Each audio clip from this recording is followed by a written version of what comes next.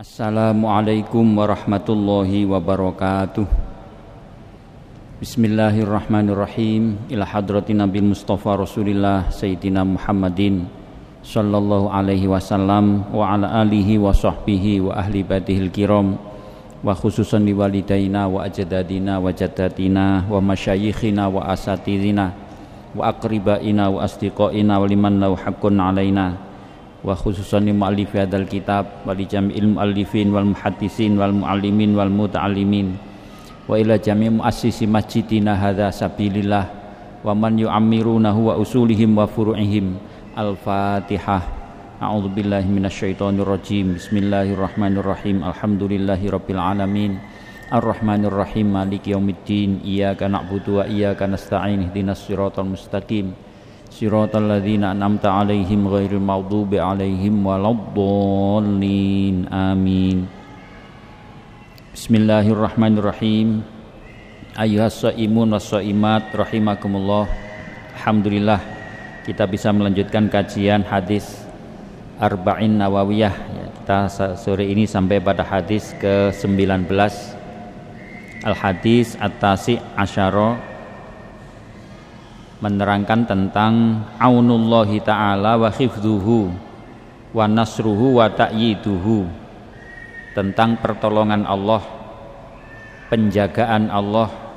Ya, nasrun juga pertolongan, aunun juga sama, wa ta'yid juga perlindungan dari Allah. Hadis ini dari Abil Abbas, Abdullah bin Abbas, jadi sepupu Nabi, jadi putra pamannya Nabi. Jadi Abdullah bin Abbas ini dikenal sebagai mufassirun Nabi. Sejak kecil Abdullah ini sering diajak bersama Nabi seperti pada peristiwa ini. Jadi Nabi pernah mendoakan agar Abdullah bin Abbas ini diberi kemampuan menafsiri dan mentakwili ayat Al-Quran. Yaitu karena doa Nabi ya pasti diijabah oleh Allah. Maka lalu Abdullah bin Abbas ini kemudian menjadi sahabat yang ahli tafsir, yang suka ditanya oleh sahabat-sahabat lain tentang ayat apabila tidak difahami. Di Abdullah bin Abbas qala mengatakan, kuntu khalfan Nabi sallallahu alaihi wasallam yauman. Saya satu hari di belakang Nabi. Di sini ada dimaknai, itu artinya rokiban khalfahu ala dabbatih. Jadi Abdullah ini waktu itu masih kecil, masih umur 10 tahun, dibonceng ya, bersama Nabi di atas unta, di atas kendaraannya, apa unta apa keledai gitu. Abdullah karena masih kecil dibonceng di belakang Nabi. Faqala, nah, maka ketika itu Nabi mengatakan, ya gulam, inni u'allimuka kalimatin.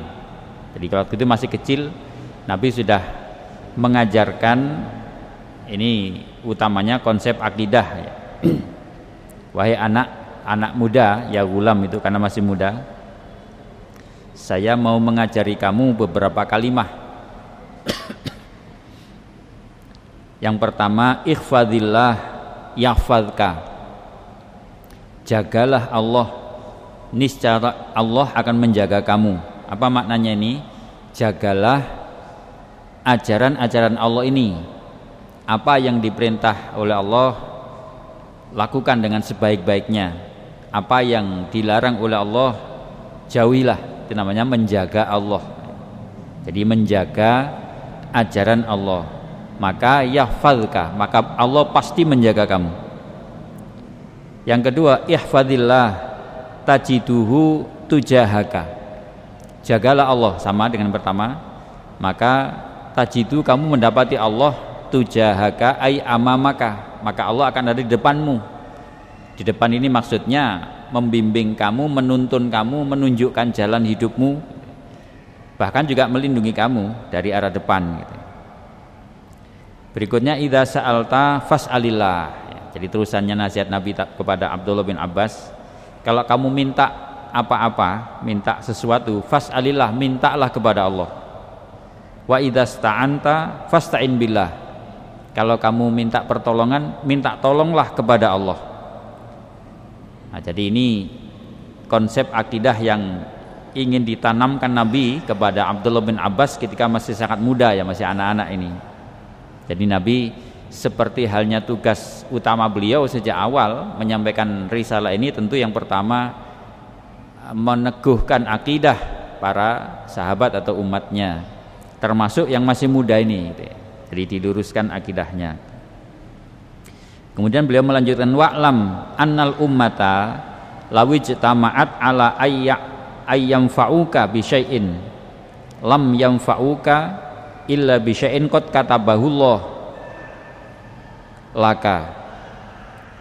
Ini penegasan dari Nabi, ketahuilah wahai anak muda, wahai anaknya paman ya, ini sepupunya Nabi sebenarnya. Sesungguhnya kalau saja seluruh umat, jadi al-ummah di sini seluruh manusia, bahkan dikatakan juga manusia dan jin atau bahkan seluruh makhluk, lawijtama'at, kalau semuanya itu berkumpul, bersatu, bersepakat, ala ayyam fa'uka, untuk memberi manfaat kepadamu, untuk memberikan sesuatu yang bermanfaat bagimu, bisyai'in, sesuatu, lam yanfa'uka, tidak akan pernah bisa memberi manfaat kepadamu, illa bisyai'in qad katabahullahu lak, kecuali sesuatu yang memang telah ditetapkan oleh Allah kepadamu. Jadi makhluk itu tidak punya kewenangan apa-apa, yang memang ada mekanisme melalui makhluk, tapi hakikatnya itu semua adalah ketetapan dan kehendak Allah. Meskipun seluruh makhluk berusaha misalnya menyelamatkan kamu, memberi manfaat kamu, tidak akan bisa kecuali yang memang oleh Allah telah ditetapkan. Sebaliknya, wa ini jitama'u ala ayyadurruka bisyai'in, seandainya seluruh makhluk ini, apalagi hanya sebagiannya, seandainya ini seluruh ya, ijtihad itu seluruhnya berkumpul ayyadurruka, untuk membahayakan kamu atau merugikan kamu, mencelakai kamu, bisyai'in, dan sesuatu, lam yadurruka, tidak akan pernah bisa membahayakan kamu, illa bisyai'in qad katabahullahu alaik, ya, sama ya, kecuali apa yang sudah memang ditetapkan oleh Allah menimpa kamu. Rufi'atil aqlam wajaffatis suhuf, sudah diangkat kolam, itu pena yang menulis, maksudnya ini ketetapan tadi itu ya, syai'in qad katabahu, sesuatu yang telah ditetapkan oleh Allah itu sudah selesai, yaitu sebelum kamu lahir, sebelum kita semua lahir dulu, ketika masih umur 120 hari dalam kandungan ibu, itu kan sudah ditulis ya semua kodok kita oleh Allah, dan itu namanya sudah diangkat penanya ini dari tempat menulisnya, itu sudah tidak akan ada perubahan lagi. Wajafati suhuf, bahkan tulisannya sudah kering, sudah berupa tulisan seperti kitab ini gitu, sudah tidak akan bisa dirubah lagi, tidak akan dihapus. Nah, jadi ini sebenarnya tadi itu penguatan akidah yang diajarkan Nabi kepada sepupunya Abdullah bin Abbas ini ketika itu masih kecil, bahkan sangat dekat. Ini juga gambaran bagaimana Nabi itu dekat sekali dengan keluarga besarnya ya, jadi anak pamannya suka dibonceng gitu, diajak bersama-sama gitu. Nah, wa fi riwayatin ukhra, jadi ini hadis riwayat Imam At-Tirmidzi, hadisun hasanun sahih. Dalam riwayat lain selain dari Imam Tirmidzi, kalimatnya agak beda. Nah, begini, ihfadillah tajiduhu amamaka. Jadi tidak yahfadka tadi, tapi tajidu amamaka.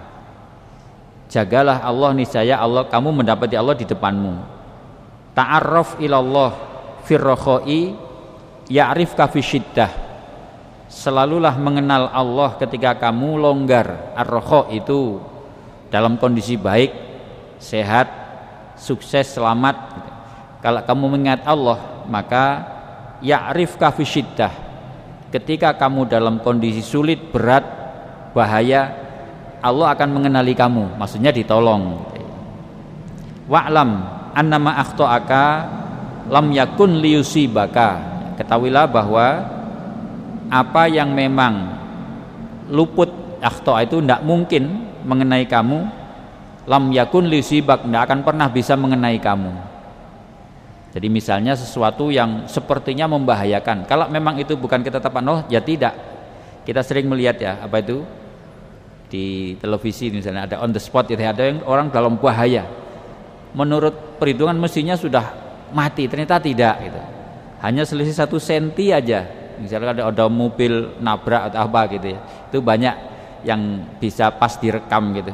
Nah, itu namanya apa yang menimpa kamu hanya apa yang memang sudah ditetapkan oleh Allah. Kalau tidak ditetapkan sungguh pun sudah sangat atau hampir, tetap tidak akan bisa menimpa kamu. Jadi ma akhta'aka lam yakun liyusibaka. Begitu sebaliknya, ma asobaka lam yakun liyukhti'aka. Apa yang memang sudah ditetapkan oleh Allah akan menimpa kamu, tidak mungkin kamu hindari dengan cara apapun. Nah, jadi artinya kembali bahwa semua itu dikembalikan pada qada dan qadar Allah maksudnya. Wa'lam anna nasra ma'as sabri wa annal faraha wa annal faraja ma'al karbi wa anna ma'al usri yusra. Ketahuilah bahwa sesungguhnya pertolongan Allah itu ma'as sabri, bersama dengan kesabaran. Orang yang bersabar pasti ditolong. Makna sabar tentu sesuai dengan ketentuan Allah ya. Sabar itu bukan pasif. Sabar itu berikhtiar maksimal mengatasi kesulitan, mengatasi masalah yang dihadapi dengan cara yang tidak menyimpang dari jalan Allah. Nah, itu namanya sabar. Disitulah ada pertolongan. Anna ma'al faroja, beda ya, kalau farja itu kemaluan, kalau faroja itu kelonggaran. Ma'al karbi, bersama dengan kesempitan atau kesulitan. Jadi Allah itu tidak menyebut setelah, tapi bersama. Karena itu ma'al usri yusra, ini penutup di surat Al-Insyirah itu ya. Wa anna ma'al usri yusra, sungguh bersama dengan kesulitan yang kamu hadapi itu, di situ juga ada kemudahan. Nah, ini artinya apa tadi? Harus mengembalikan semuanya kepada qada dan qadar Allah. Kalau kita itu mengalami hal yang berat, yang sulit, seperti sekarang ini menghadapi pandemi, bersama dengan pandemi inilah ada pertolongan Allah, ada ma'unah, ada apa tadi, fadilah, ada segala macam yang menyertai. Nah, ini yang harus jadi keyakinan, yang harus menjadi akidah kita. Jadi yang diajarkan oleh Nabi kepada Abdullah bin Abbas ini tentu juga bagi kita semua ya. Jadi supaya jangan sampai salah konsep dalam meyakini sesuatu. Jadi apapun yang ada dan terjadi di jagat raya ini, semuanya adalah rencana Allah, kehendak Allah, perbuatan Allah. Tidak akan ada yang bisa merubah, tidak akan ada yang bisa mengganti, memajukan atau memundurkan. Semua berjalan sesuai dengan apa yang ditetapkan tadi itu. Hadis ini diceritakan oleh Ibnu Rajab. Di sini mengandung yatadammanu wasaya azimah wa qawaida kulliyah min ahammi umuriddin. Jadi ini mengandung wasiat atau pesan-pesan yang sangat agung, pesan-pesan yang sangat penting, dan kaidah-kaidah yang sangat menyeluruh karena menyangkut akidah tadi. Jadi seseorang itu, seorang mukmin, kalau sudah bagus akidahnya maka semuanya sudah beres gitu. Tapi kalau akidahnya tidak beres maka hidupnya bermasalah gitu. Itu sudah jadi rumus. Jadi sekarang ini siapapun kita, apapun jabatan pekerjaan, kalau ternyata hidup kita ini ruwet, cobalah lihat akidahnya seperti apa. Pasti ada yang keliru. Jadi kenapa menjadi rumit itu, pasti ada yang tidak beres pada pangkal akidahnya ini. Karena akidah itu pangkalnya, pokoknya gitu, atau sumbernya. Tapi kalau akidahnya sudah bagus, semua urusan itu beres. Kenapa tadi? Allah yang akan ngurus itu. Jadi maka ditegaskan di Al-Quran itu ya, kalau orang itu sudah bagus akidahnya, sudah begitu dekat dikasih oleh Allah, tidak ada lagi kekhawatiran, tidak ada lagi kesusahan, itu tidak ada. La khaufun alaihim walahum yahzanun. Apapun problematika hidup yang dihadapi biasa saja. Ya tentu berikhtiar pasti, tetapi tidak lalu menjadi beban yang memberatkan atau frustasi, apalagi itu tidak ada. Jadi kalau orang sampai frustasi, apalagi sampai depresi lalu putus asa, itu karena pokok akidahnya itu yang kurang pas, biasanya begitu. Sehingga lalu khawatir, takut, wah segala macam itu.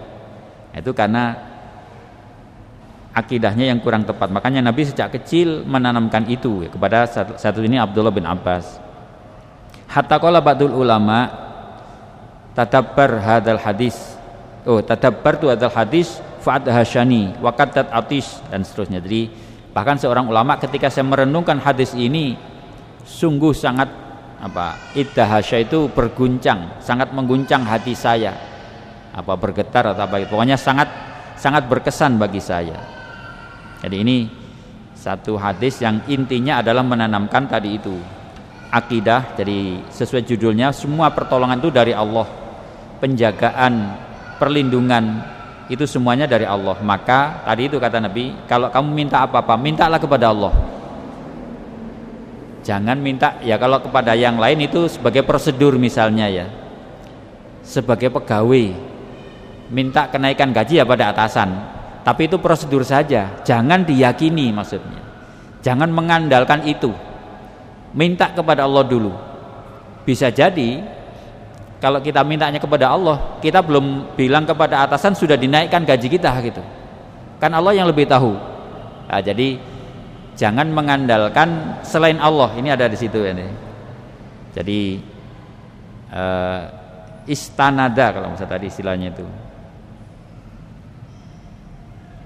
Jadi kalau minta apa-apa minta kepada Allah, minta tolonglah kepada Allah. Ini ada beberapa mayar syudu ilaih, apa yang bisa kita ambil pelajaran dari hadis ini.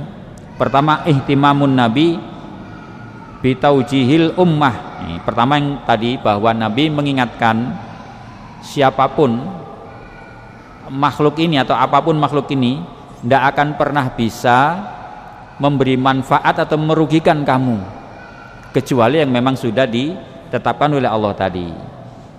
Presiden atau siapapun itu tidak bisa memberi apa-apa kepadamu kalau tidak ditetapkan oleh Allah. Sebaliknya, musuh bahkan termasuk iblis itu tidak akan bisa berpengaruh kepadamu kecuali memang Allah sudah tetapkan itu. Nah, maka tugas kita tentu selalu minta tolong kepada Allah tadi.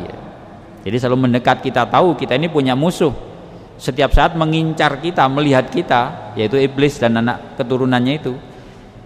Kita tidak mampu menghadapi sendiri. Nah, maka kita minta pertolongan kepada Allah yang punya iblis, kan gitu, yang menciptakan iblis, yang tahu persis secara detail berapa jumlahnya, apa yang mereka lakukan itu Allah tahu. Nah, jadi ini Nabi mengajari kita untuk selalu ihtimam tadi itu, berpegang teguh, mengandalkan segalanya kepada Allah Subhanahu wa taala. Kemudian kalimatun, tadi beberapa kalimat tadi yang dijelaskan tadi. Nah, yang pertama tadi ihfadillah yahfadka tadi, iltazim awamirallah. Jadi yang maksud menjaga Allah itu artinya selalulah istiqomah. Jadi iltazim itu netepono kowe kabeh, kalau gitu maknane bahasa Jawa gitu. Awamirallah, perintah-perintah Allah itu. Jadi jangan sedikit pun ditawar, semaksimal kemampuan. Allah itu tidak pernah memerintah sesuatu yang di luar kemampuan, pasti sesuai kemampuan. Sehingga kita tidak boleh beralasan, saya tidak mampu, lu kan belum nyoba. Kalau sudah kamu coba, nah mampu itu di luar kemampuan, lakukan dulu. Saya ini tidak bisa zakat, loh memang kamu nggak berusaha gitu, berusaha kerja keras supaya bisa zakat gitu. Bahwa hasilnya memang tidak mencapai nisab itu hal lain, yaitu namanya kemampuan. Jadi tidak boleh kita itu pesimis gitu, atau mengukur diri sendiri tanpa mengandalkan Allah tadi. Jadi perintah Allah maksimalkan dulu. Waduh, saya ini sudah tua, sudah tidak bisa haji, tidak boleh. Daftar dulu. Katut pandai itu hal lain, Allah nanti yang ngurus gitu ya. Lah kalau tidak daftar namanya kamu tidak niat, kamu tidak sungguh-sungguh, itu harus berusaha gitu. Apapun itu yang diperintah Allah, berusahalah untuk bisa melakukan. Nah, batas kemampuan kita itu setelah kita berusaha baru kita tahu, oh ternyata mampu, ternyata tidak, itu nanti Allah yang menentukan ya, tadi itu. Jadi semua dikembalikan kepadanya. Jadi tidak boleh kita itu membatasi tadi kehendak Allah, ketentuan Allah, keputusan Allah, itu tidak boleh. Tapi tugas kita adalah iltazim awamirallah. Kita harus konsisten, terus-menerus berusaha melaksanakan apa yang diperintahkan Allah. Lalu faqif inda hududihi fala tuqarribha. Kalau ada batasan, maksudnya larangan-larangan Allah, berhentilah. Jangan melampaui, jangan melewati batasan itu. Wa iyyaka an tata'addaha. Jangan sampai kamu melanggar, melampaui atau melanggar batasan dari Allah itu. Wa qum bima faradallahu alaik wa la tatahawan bih. Tegakkan atau laksanakan secara sungguh-sungguh apa yang telah difardukan Allah kepadamu, dan jangan sembrono. Tatahawan itu menganggap remeh. Perintah Allah apa saja usahakan sungguh-sungguh dilakukan. Mungkin perintah yang remeh, katakanlah perintah wudu, itu kan harus kita sungguh-sungguh berusaha melaksanakannya. Kata Nabi kan isbaghul wudu gitu, bukannya wudu. Paling enggak ya memeriksa, memastikan kesucian air kalau kita sudah jelas suci gitu ya. Terus apa lagi? Anggota wudu yang harus kita basuh ini apa saja, itu diperhatikan betul. Sunnah-sunnahnya wudu, nah itu perhatikan betul. Makruh-makruhnya jangan sampai kita lakukan, apalagi yang membatalkan, yang menyebabkan tidak sahnya wudu ya harus kita hindarkan. Itu namanya menegakkan semua perintah Allah. Jadi sungguh pun perintah kecil, kita sungguh-sungguh teliti, hati-hati melakukannya secara sebaik-baiknya gitu, sesempurna mungkin yang bisa kita lakukan. Sebaliknya wabta'id amma nahaka anhu, jauhilah apa yang memang dilarang oleh Allah. Jadi itu tadi ifadillah. Lalu ada yang menarik tadi, saya langsung di belakang aja. Ketika kita diperintah kalau minta sesuatu, mintalah kepada Allah, itu artinya ini atawajjuh ilallah wahdah bil isti'anah wa du'a wa su'al. Menghadaplah kepada Allah satu-satunya. Jadi yang diandalkan dalam hidup ini, dalam segala urusan duniawi maupun ukhrawi, urusan pribadi, urusan keluarga, urusan bangsa, kalau perlu ya, urusan dunia, itu andalkan Allah.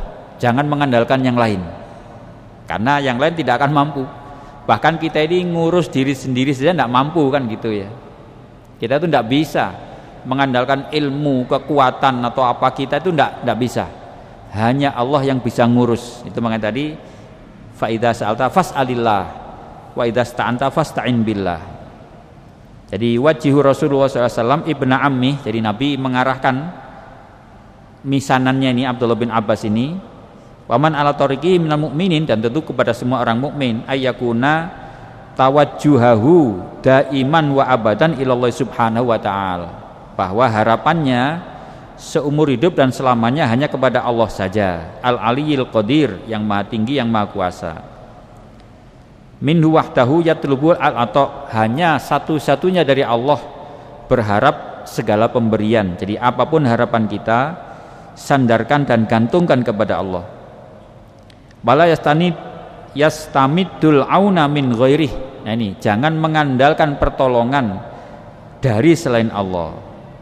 Kama la yatawajjahu bidu'a wasyukur illa ilaih, sebagaimana tidak mengarahkan doa ataupun ungkapan syukur kecuali hanya kepadanya. Wala turja al maghfirah illa ladih, bahkan juga ampunan tidak bisa kita harap kecuali dari Allah. Nah, jadi ini sebenarnya intinya semuanya adalah masalah akidah ya, masalah keyakinan, masalah iman. Kalau itu sudah beres, maka tadi semua urusan kita itu selesai. Kalau memang masalah akidah ini tidak beres, urusan kita itu tidak selesai. Bahkan ngurus diri sendiri saja nggak beres kita itu, nggak bisa tadi itu. Itu makanya lalu hadis ini tadi itu merupakan pesan-pesan yang sangat mendasar. Jadi wasoya al-azim, pesan yang sangat agung, pesan yang sangat mendasar, yang merupakan inti atau jati diri kehidupan kita itu ya ada di akidah ini. Bagaimana akidah kita yang lurus, yang benar, yang kokoh, maka tumbuhnya nanti adalah ya muncul syariat, muncul akhlak dan sebagainya, itu menjadi sesuatu yang baik dan benar. Maka hidup kita akan tertata, gitu, akan ditata oleh Allah. Tapi kalau akidahnya sudah keliru, ya syariatnya, jalan hidupnya juga tidak karuan gitu, moralnya juga tidak karuan. Jadi itu sudah satu kesatuan ya. Jadi akidatan syariatan wa akhlaqan, itu satu kesatuan ajaran, tapi intinya kata Nabi ada di akidahnya ini. Makanya lalu dalam Al-Qur'an itu kalau kita perhatikan dari banyak mufassir ya, konsep yang diajarkan Al-Qur'an yang pertama adalah masalah akidah ini. Mulai Al-Fatihah, Al-Baqarah itu banyak akidah-akidah.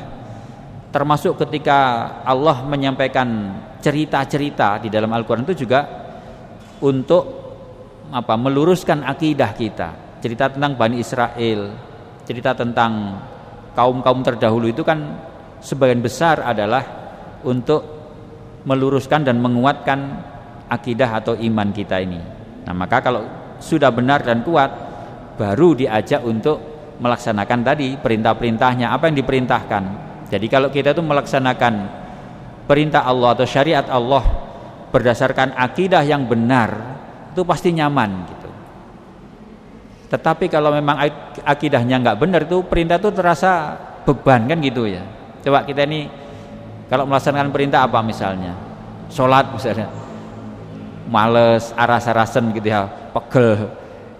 Itu karena memang tidak bersumber dari keyakinan tadi. Itu makanya keyakinan ini atau akidah ini menjadi pangkal dari segala. Mudah-mudahan kita terus ditolong oleh Allah semakin kuat akidah kita sehingga kita bisa mengamalkan ajaran Allah ini dengan baik dan kita menjadi seorang mukmin dan muslimin yang baik. Amin ya rabbal alamin. Intaha, kurang lebihnya mohon maaf. Allahul muwaffiq ila aqwamit thoriq. Assalamualaikum warahmatullahi wabarakatuh.